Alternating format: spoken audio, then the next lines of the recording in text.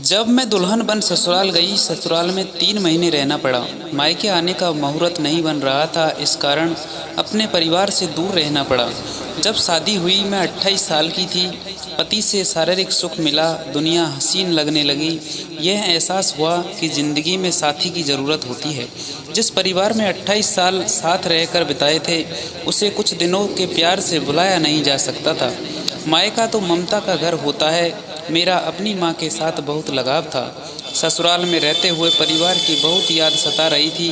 माँ बाप व भाई से मिलना चाहती थी, गले लगना चाहती थी, अपने दिल का हाल बताना, नए ससुराल की सारी कहानी, पति परिवार कैसा है, व्यवहार, उनकी पसंद नापसंद, ये सारी बातें अपनी माँ को दिल खोलकर बताना चाहती थी। लंबे इंतजार के बाद जब पापा मेरे भाई के साथ मुझे लेने आए, मेरी खुशी का ठिकाना नहीं था। मेरे पति ने मजाक करते हुए कहा, आज मेरी सुमन के पैर जमीन पर नहीं लगेंगे। मेरी सासू माँ भी मजाक में कहने लगी, देखना सुमन बेटी, अब तुम्हें वह घर पराया लगने लगेगा, तुम्हारे अपने ही तुम्हें पराये लगने लगेंगे। मैं अपने परिवार के प्रति कुछ सुनना नहीं चाहती थी। मैं चुप रही। सासू माँ को कोई उत्तर नहीं दिया। राकेश मुझसे बहुत प्रेम करते थे, मैं भी उनके प्रेम में विभोर थी। मैंने सबके लिए खाना बनाकर उन्हें खिलाया, फिर मायके जाने की तैयारी में लग गई। सायंकाल में कार से राकेश पिता और भाई के साथ मायके पहुंच गई। जैसे ही मैं मायके पहुंची, मैं खुशी से झूम उठी। माँ को प्रणाम कर उसके गले लग गई। मैं दिल का हाल बताना चाहती थी, परंतु कोई सुनने को तैयार ही नहीं था। मुझे मायके का यह व्यवहार बड़ा अजीब लगा। पहले जैसे कोई बात ही नहीं थी। भाई पापा सब राकेश के साथ बैठे हुए थे। मेरे साथ ऐसा व्यवहार जैसे मैं कोई अनजान हूँ। सारा कुछ बदला बदला सा लग रहा था। मुझे सासू माँ की कई बात याद आ रही थी कि शादी के बाद लड़की का मायका बदल जाता है। मेरे मन को ठेस लगी। मेरा सारा उत्साह पानी बनकर बह गया। मुझे घुटन होने लगी। मैं कमरे से बाहर आ गई। जो ससुराल से सोच कर चली थी, वह सब यहाँ किसी से नहीं कह पाई थी। 2 दिन मायके रुकने के पश्चात मैं राकेश के साथ ससुराल आ गई। 6 महीनों का समय राकेश के प्यार में कब निकल गया मालूम ही नहीं हुआ, परंतु मायके के व्यवहार की टिस मन में फांस बनकर चुभती रहती थी। नाश्ते के पश्चात राकेश ऑफिस चले जाते। घर में सास ससुर की सेवा, उनका खाना, चाय, दवाई के अतिरिक्त कोई काम नहीं होता था। मुझे धीरे धीरे घर के इन कामों से नफरत होने लगी। इतना पढ़ लिखने के पश्चात अगर यही करना था तो पढ़ाई क्यों की। दिन भर सास ससुर जी की हजूरी, सायकाल के बाद पति की सेवा, मेरी फ्रस्ट्रेशन बढ़ने लगी थी। इसी सोच में सारा दिन व्यतीत होता था। मैं अत्यंत दुविधाग्रस्त थी। एक तरफ राकेश का प्यार और दूसरी ओर मेरी सोच। इन कारण से हमारे बीच दूरियां आने लग गई। ऐसा नहीं था कि हमारे बीच संबंध नहीं बनते थे। मैं कुछ अलग करना चाहती थी, आज़ादी चाहती थी, बाहर घूमना चाहती थी। घर के कार्य करते हुए मुझे ऐसा लगता मैं एक फ्री की नौकरानी हूँ और रात्रि में एक पुरुष की दासी।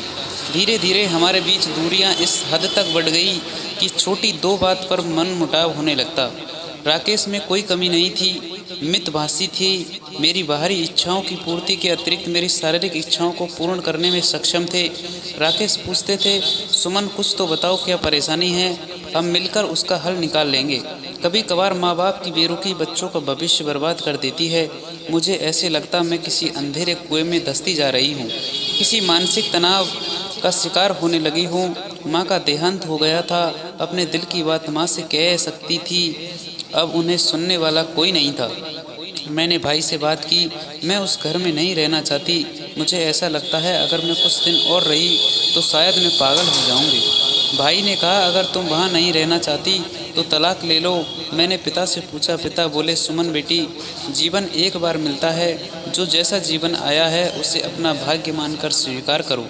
कोई समस्या है तो आपस में बैठकर सुलझाओ। पापा की बात समझ नहीं सकी। माँ इस दुनिया में थी नहीं जो समझाती। मैंने राकेश से तलाक लेने की बात की। उन्होंने कोई जवाब नहीं दिया। मैंने भाई से कहकर तलाक के पेपर बनवाए, लाकर राकेश के आगे रख दिए। राकेश ने बिना किसी बहस के उन पर हस्ताक्षर कर दिए। मैं अपना सामान लेकर पापा के घर जाने लगी। तभी राकेश ने मुझसे कहा, सुमन, जाने से पूर्व एक बार सोच लो। घर से बाहर कदम निकालने के पश्चात इस घर के दरवाजे तुम्हारे लिए हमेशा के लिए बंद हो जाएंगे। यह मेरा पागलपन था जो मुझे कुछ सोचने नहीं दे रहा था। तलाक के बाद मायके में 4 दिन भी अच्छे से नहीं गुजरे। जो ससुराल में करना पड़ता था वहीं सब यहाँ करना पड़ रहा था। ससुराल जैसी बोरियत होने लगी थी, जिंदगी निरस लग रही थी। राकेश का प्यार, उसका व्यवहार बार बार याद आता था। परेशानियों से बचने के लिए मैंने जॉब करने की ठान ली। बहुत भागदौड़ की पश्चात एक फर्म में पर्सनल सेक्रेटरी की पोस्ट मिल गई। दिन रात की मेहनत, बॉस की जी हुजूरी, तब यह एहसास हुआ कि पैसे कमाने के लिए कितनी मेहनत करनी पड़ती है। वह पति ही होता है, इतनी मेहनत के बाद भी उफ तक नहीं करता। ऑफिस में अपने से सीनियर लोगों और बॉस की बुरी नज़र का सामना करना पड़ता था। अभद्र व्यवहार, मजाक भी सहना पड़ता। कितनी मानसिक पीड़ा होती बयां नहीं कर सकती। एक दिन मेरे मैनेजर ने पार्टी रखी, यह कहकर मुझे होटल में बुला लिया। वहां पहुंचने पर मालूम हुआ कि कोई पार्टी नहीं थी, वह मेरे साथ शाम बिताना चाहता था। मैं किसी बहाने उसके चंगुल से बचकर निकल आई। उसके पश्चात उसने मुझे बदनाम करना शुरू कर दिया।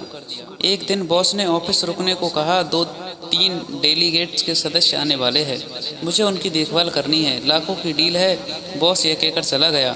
कुछ अंतराल के बाद वहाँ एक व्यक्ति आ गया। वहाँ हम दोनों के अतिरिक्त और कोई नहीं था। जब वह मेरे नज़दीक आकर मुझे छूने लगा तो मैंने उसे एक ज़ोरदार तमाचा मारा और उससे अपनी इज्जत बचाकर भाग आई। तब यह एहसास हुआ कि औरत की आज़ादी क्या मायने रखती है। मैंने वह नौकरी छोड़ दी। मुझे अपनी भूल पर पछतावा था। एक दिन मैं राकेश से अपनी गलती की माफ़ी मांगने उसके घर गई तो मालूम हुआ कि तलाक के कुछ दिन बाद वो यह घर बेचकर कहीं और चले गए हैं। मेरा पिता के घर रहना भी कठिन हो चुका था। भाई की शादी हो गई थी। वहाँ रोज़ रोज़ भाभी के ताने सुनने पड़ते थे। मैं एक कमरे का मकान लेकर अलग रहने लगी। एक छोटे स्कूल में नौकरी कर अपना जीवन यापन करने लगी। अपनी सोच पर पछतावा था।